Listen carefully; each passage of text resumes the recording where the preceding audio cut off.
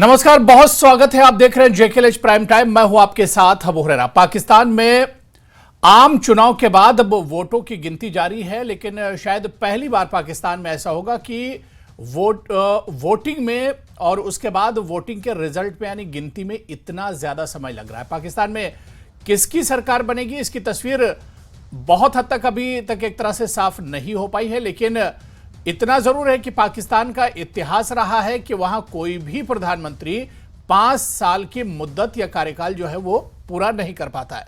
आमतौर पर वोटिंग खत्म होने के कुछ घंटों बाद ही तस्वीर पाकिस्तान में साफ हो जाती थी, लेकिन इस बार नतीजे आने में देर लग रही और यही वजह है कि कई पार्टियों की तरफ से कहा जा रहा है कि नतीजों में एक तरह से धांधली की जा रही है।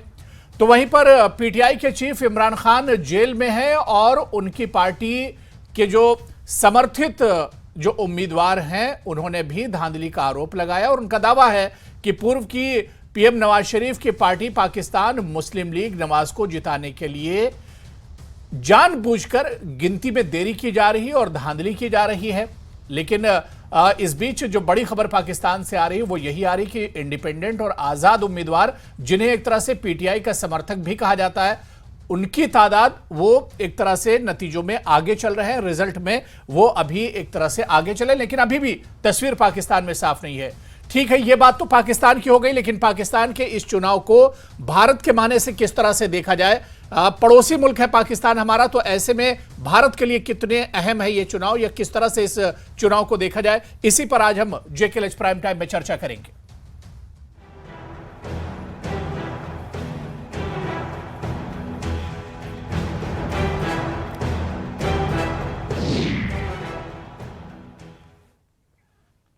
तो चलिए, आज पाकिस्तान के चुनाव और इस पर भारत के लिए कितने महत्वपूर्ण है ये चुनाव, इस पर हम बात करेंगे। क्या कुछ मायने रखते हैं। बहुत खास मेहमान मेरे साथ जुड़े हुए हैं। बहुत जल्दी अपने मेहमानों का आपसे इंट्रोडक्शन करा देता हूं। मेरे साथ पीके सहगल साहब हैं, डिफेंस एक्सपर्ट हैं। फैज़ पराचा हैं, जर्नलिस्ट हैं, पाकिस्तान से ही हमारे साथ जुड़े हुए हैं।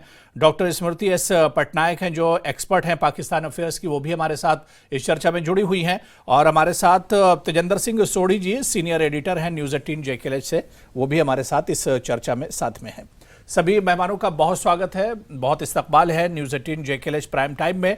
मैं सबसे पहले फैज़ पराचा जी आपसे ही शुरुआत करना चाहूंगा कि किस तरह से पाकिस्तान के अभी तक जो रिजल्ट आए, अभी तक जो नतीजे हैं, जो तस्वीर है, ये क्या कुछ कह रही है।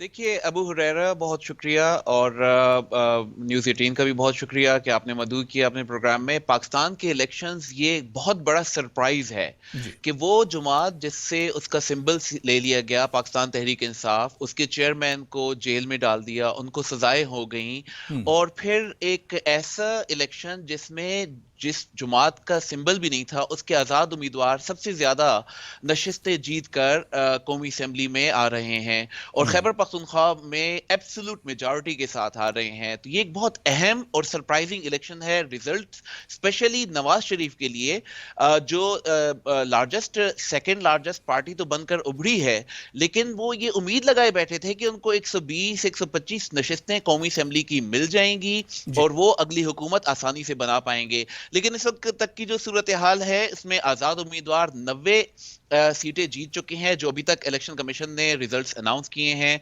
पाकिस्तान मुस्लिम लीग नून की 60 नशिस्तें हैं। पाकिस्तान पीपल्स पार्टी, जिसके चेयरपर्सन बिलावल भुट्टो जरदारी हैं, 48 नशिस्तें जीत पाई है। और जो मजहबी जमात जमीयत उलमा इस्लाम है, सिर्फ 2 नशिस्तें हासिल कर सकी है। और इसी तरह कराची और हैदराबाद की बेस पर जो MQM है, मुत्तहिदा कौमी मूवमेंट, वो 8 नशिस्तें हासिल कर सकी है। तो ये एक अहम फैसला है। अभी भी आप देखें अबू हुरैरा के इलेक्शन के वोटिंग टाइम देरी क्यों हो रही है फैज, देरी क्यों हुई इस बार? क्योंकि नतीजे अब तक आ जाते थे और शाम 6 बजे तक या 5 बजे तक जो तस्वीर होती थी वो क्लियर हो जाती थी। इस बार इतना लेट क्यों नतीजों में, इसकी वजह क्या है?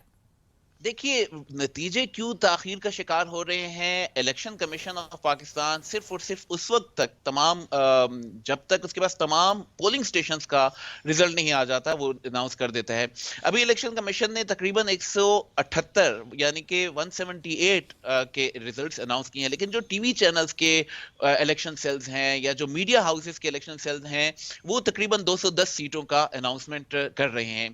देरी की वजह ये नजर आ रही है कि बहुत सी जगहों से दूर दराज इलाके थे, डिस्ट्रप्शंस बहुत ज्यादा हुई हैं, और इस बड़ी डिस्ट्रप्शन तो ये थी कि मोबाइल सिग्नल्स और इंटरनेट की ब्लॉकेज कर दी गई थी। जो गुज़िश्ता रोज इलेक्शन पोलिंग जब 8 बजे शुरू होनी थी, तो 7:30 बजे से सुबह से ही सिग्नल्स जैम हो गए थे, और गुज़िश्ता रात 12-1 बजे के बाद कहीं जाकर सिग्नल आना शुरू हुए। तो ये बहुत अहम है। अहम इसलिए है कि ये मैनिपुलेशन कहीं ना हो रही हो, कहीं ऐसा ना हो कि कोई रद्दोबदल बिल्कुल, हो रहा कई होगा। कई कई पार्टियों ने धांधली का इल्जाम भी लगाया है। कई पार्टियों ने एक तरह से आवाज भी उठाई है कि रिजल्ट में देरी के मानी ये है कि कुछ पर्दे के पीछे कुछ चल रहा है, कुछ धांधली हो रही है। मैं फैज दोबारा से आपके पास आऊंगा और भी इसे समझने की कोशिश करूंगा।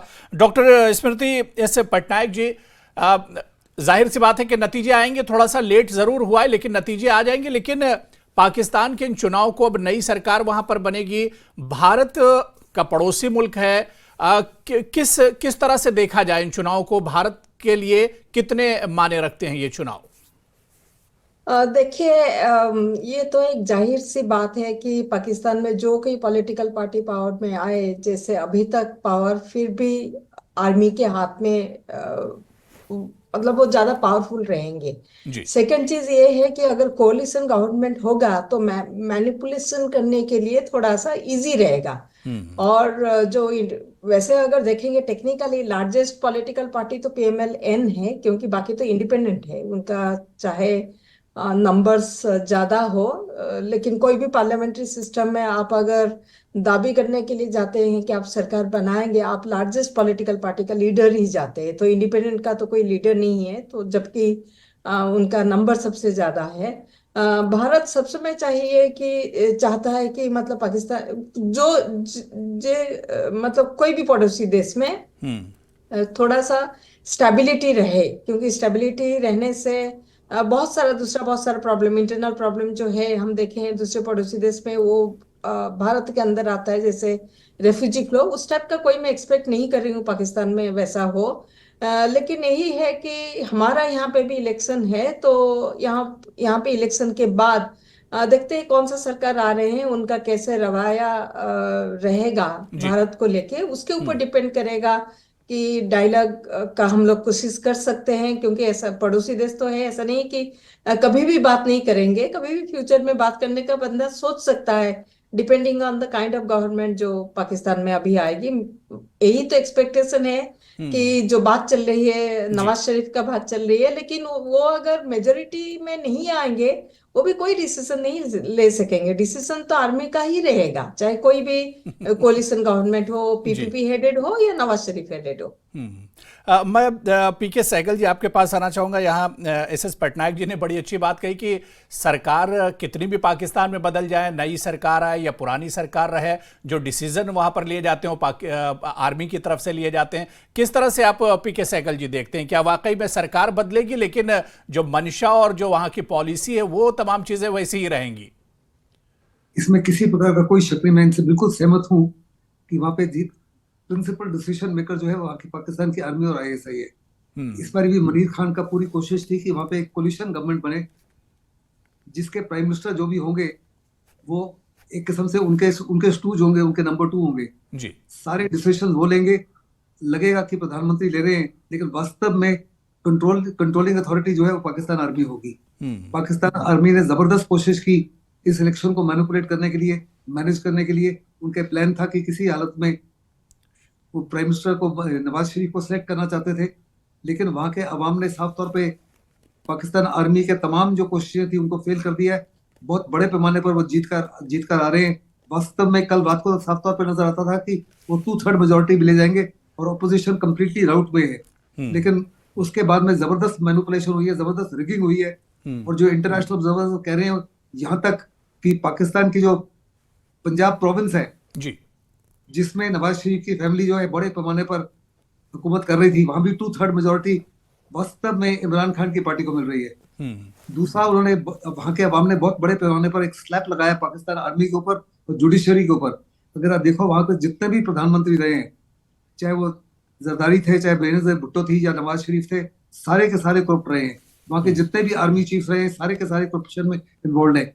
लेकिन इसके ऊपर 150 से ज्यादा चार्जेस लगा रखे हैं और इनको 14 साल की, 7 साल की, 10 साल की सजा भी रखी हुई है।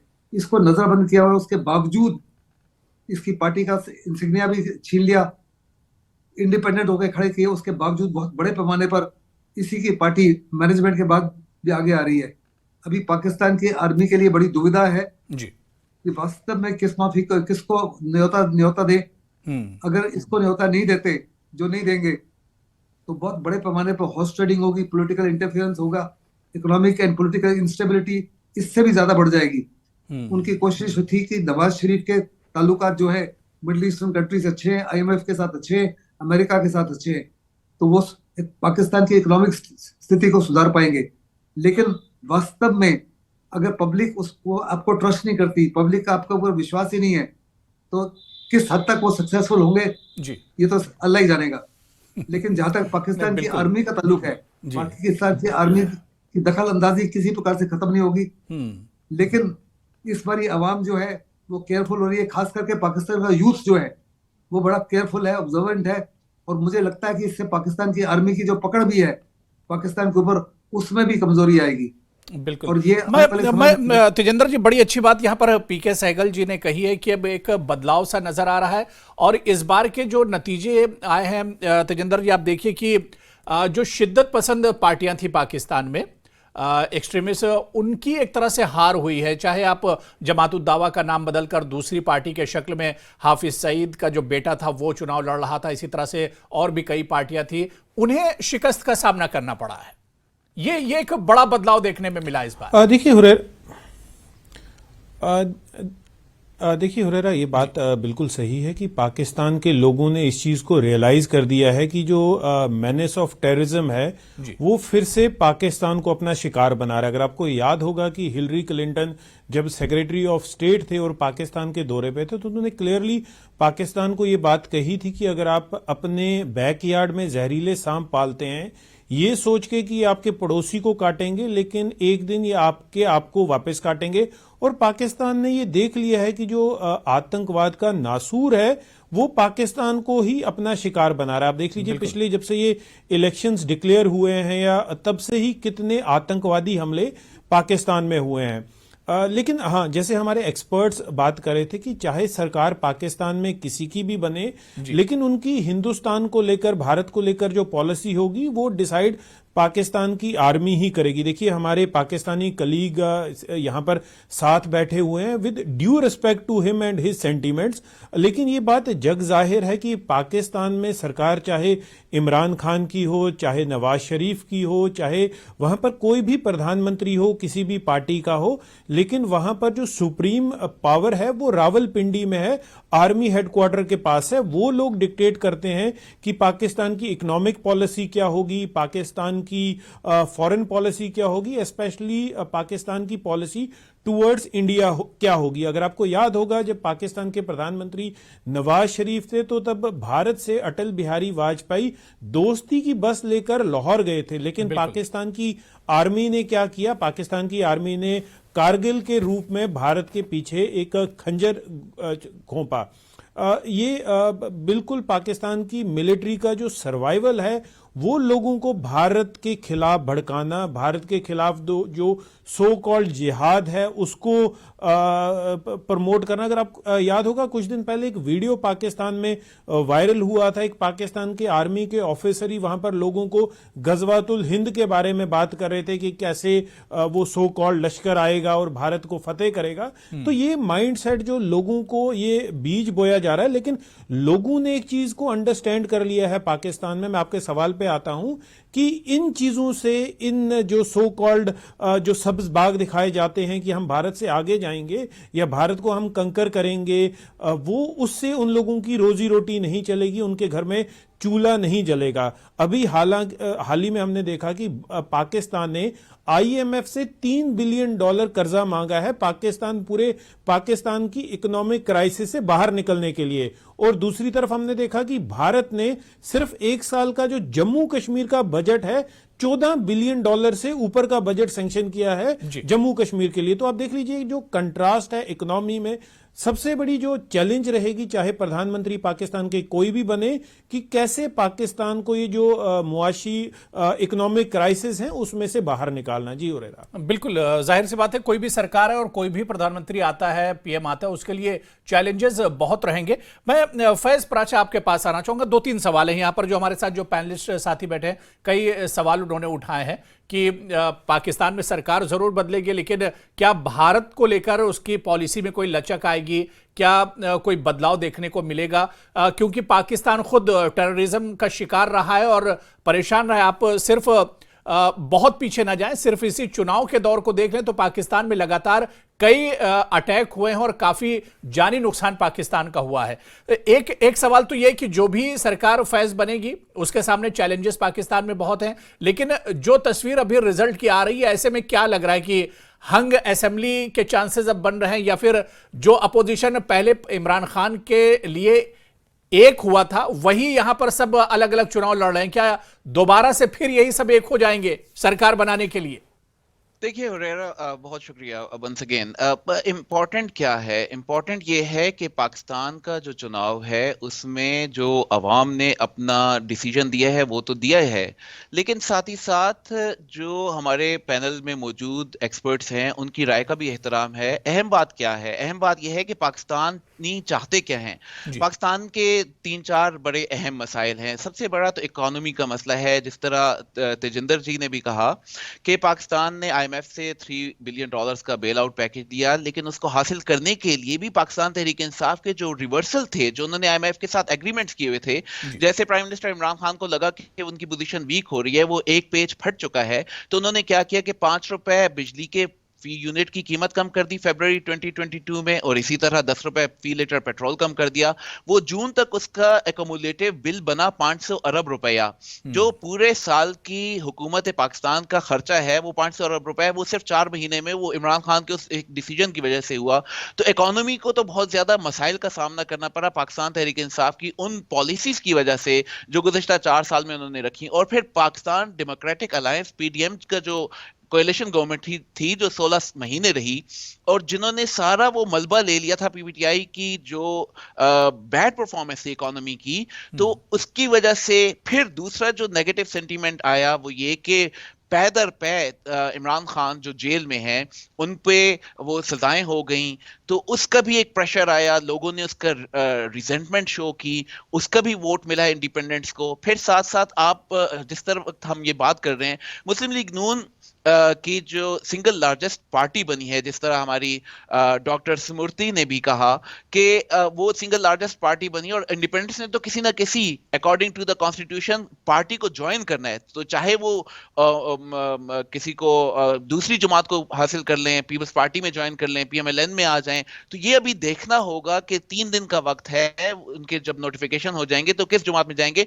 डेफिनेटली ये बात दुरुस्त है कि एक हंग पार्लियामेंट तो आएगी, एक वीक एंड कोएलिशन गवर्नमेंट बनेगी, और कोएलिशन गवर्नमेंट में जो अवाम ने जो मैंडेट दिया है वो पीस को दिया है, इकोनॉमिक स्टेबिलिटी को दिया है, इसके अलावा रिफॉर्म्स को दिया है, क्योंकि हमने देखा कि कोविड हो या जो CPEC के प्रोजेक्ट्स थे वो गुज़िश्ता 4 साल में बहुत ज्यादा स्लो डाउन हो गए थे। कोविड की वजह से मईशत मेल्ट डाउन हो गई थी, बेरोजगारी बढ़ गई। फैज, इन सबसे बड़ा जो मसला है वो टेररिज्म है, दहशतगर्दी है।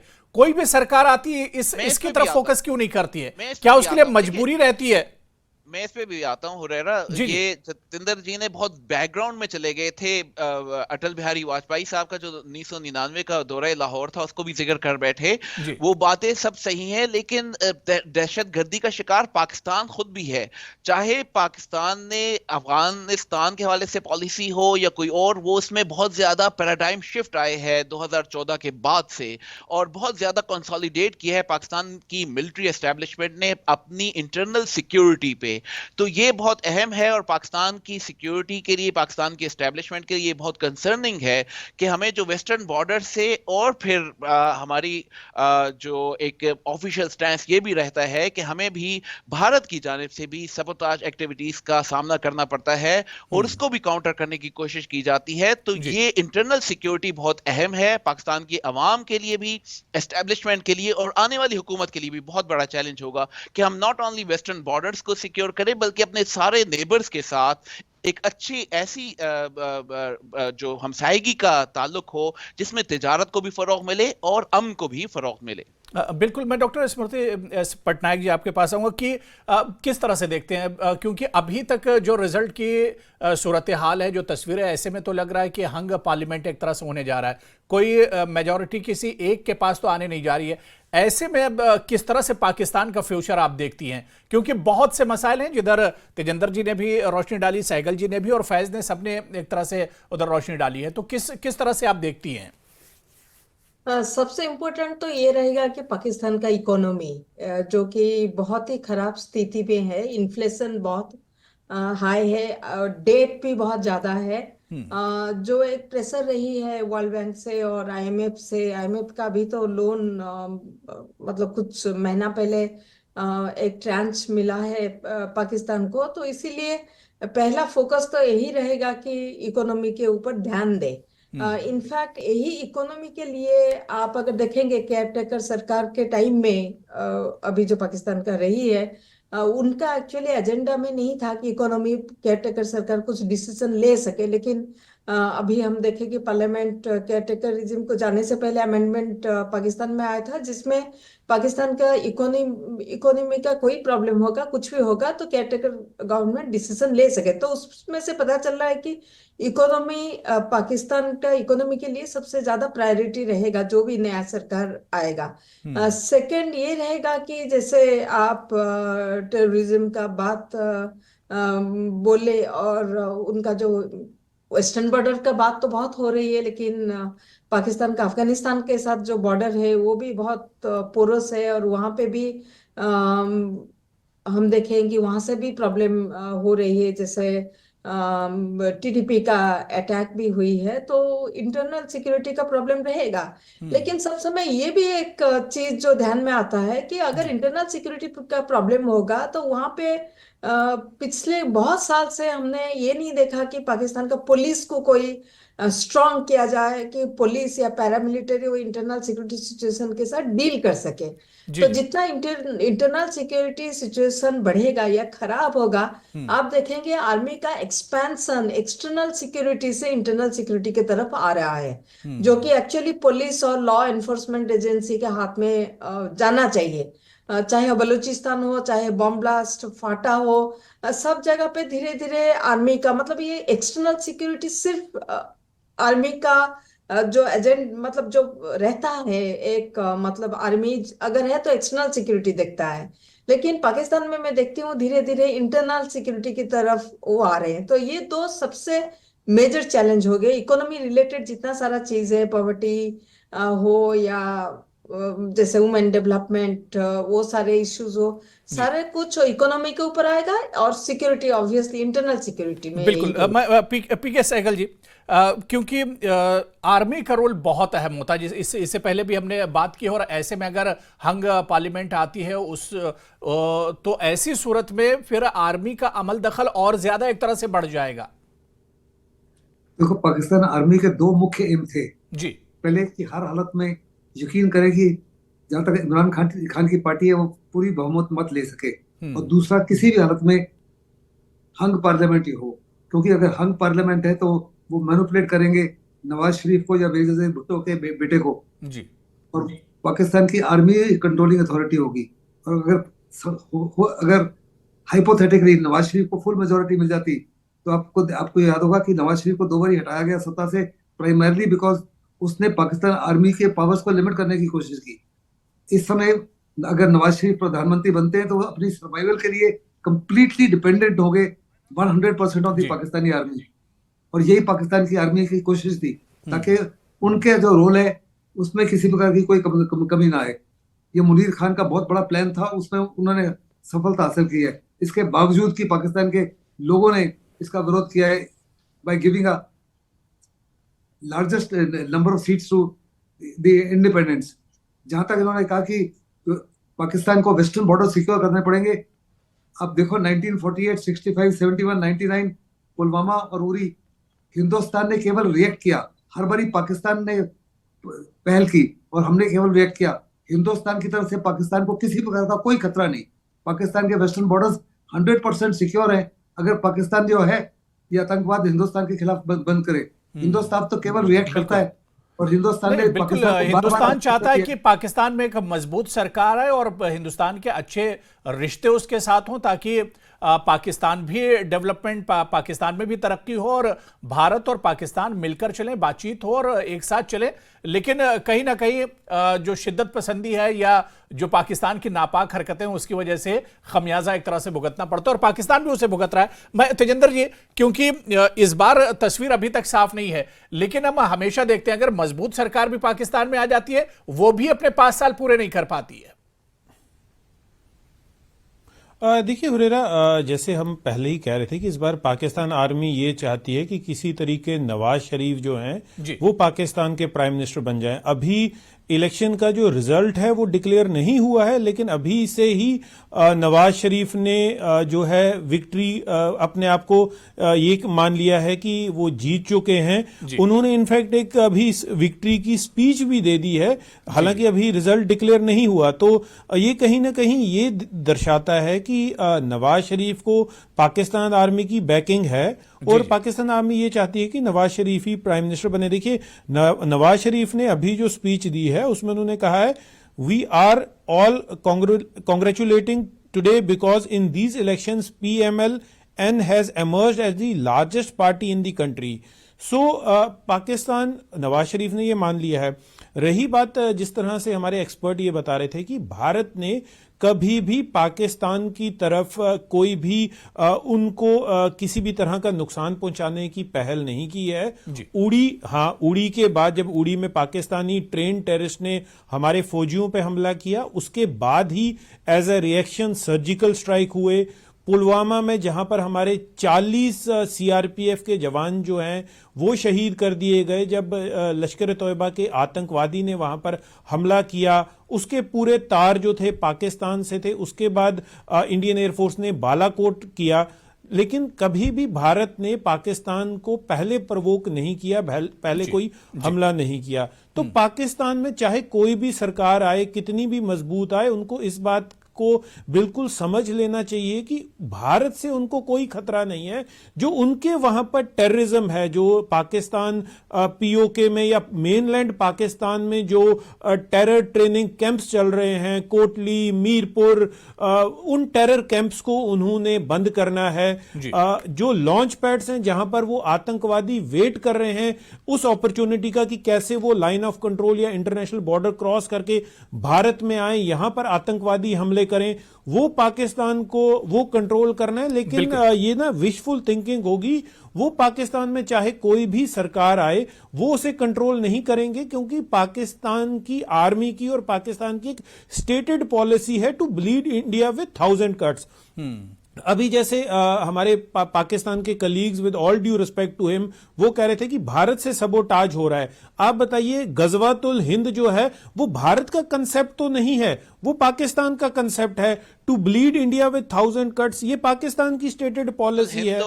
पाकिस्तान में खुलेआम जो आतंकवादी हैं, जैश ए मोहम्मद या लश्कर तोयबा वाले, वो आतंक इनफैक्ट 5, मेरे को एक चीज कहने दीजिए, 5 फरवरी को so called Kashmir solidarity day हुआ, तो खुलेआम वहां पर आतंकवादियों के जो लीडर्स हैं वो भारत को धमकियां दे रहे थे। भारत में तो कभी ऐसा नहीं हुआ कि हम लश्कर लेकर दिल्ली पे कब्जा करेंगे। भारत में तो ऐसा कभी नहीं कहा कि हम यहां से लश्कर ले जाके लाहौर पे या कराची पे कब्जा करेंगे। तो इन चीजों को पाकिस्तान ने कंट्रोल करना है, भारत से कोई खतरा नहीं है। पाकिस्तान में जितनी भी दहशतगर्दी हुई है और पाकिस्तान की स्टेट पॉलिसी है, दफ्तर खारजा के बयान आते हैं, वजीर खारजा और ISPR के तर्जुमान मिलकर ये बात करते आए हैं कि भारत पाकिस्तान के अंदर बहुत सी ऐसे इंसिडेंट्स में मुलव्वस पाया गया है कि भारतीय एजेंट्स आए हैं। आई डोंट थिंक कि दिस प्रोग्राम वाज देखिए बोलने के लिए हम कह सकते हैं। आप देखिए 26/11 का आतंकी हमला हुआ, हमने भारत ने पाकिस्तानी जो कसाब था उसको जी नहीं आप सुन लीजिए, कसाब दुनिया के सामने था जी, और उसमें भारतीय एजेंट्स मुलव्वस रहे हैं। भारतीय एजेंट्स भी यहाँ पर सबोताज एक्टिविटीज रहे हैं। वो जो ईरान से एजेंट पकड़ा गया था वो अभी भी पाकिस्तान की कैद में है, और पाकिस्तान ने तो हमेशा इंडियन एग्रेशन जो रहा है 26/11 फैज देखिए 26/11 में किसका हाथ है दुनिया जान रही है। उसामा बिन लादेन पाकिस्तान में पाया गया, पाकिस्तान में मारा गया, दुनिया इसे जान रही है। हाफिज सईद पाकिस्तान में, हाफिज सईद पाकिस्तान में है, सलाहुद्दीन पाकिस्तान में है, दुनिया जान रही है। तो देखिए आज मौका नहीं है। और हमेशा की बात करें, उन्हें तो ईरान से किडनैप करके लाया गया आईएसआई द्वारा। पाकिस्तान में भी ऐसे सबूत मुयस्सर हुए हैं, ऐसे दहशतगर्द पकड़े गए हैं जिनके ताने बाने भारत से चलते आए हैं। तो ये कभी भी वन साइडेड स्टोरी नहीं होती। अगर तजिंदर जी ये समझते हैं कि पाकिस्तान ही सारे मसाइल का वो रहा है, तो पाकिस्तान उन मसाइल का शिकार रहा है, दहशतगर्दी का शिकार रहा है। और जब तक पाकिस्तान जम्मू कश्मीर का मसला हल नहीं होगा, अक़वाम मुत्तहिदा की आप अमेरिका की रिपोर्ट्स पढ़ लीजिए। अमेरिका क्लियरली कह रहा है, इवन आप देख लीजिए, आपका कभी एक दोस्त होता था पाकिस्तान का अमेरिका, और वो पाकिस्तान को टर्म कर रहा है मदरशिप ऑफ टेररिज्म।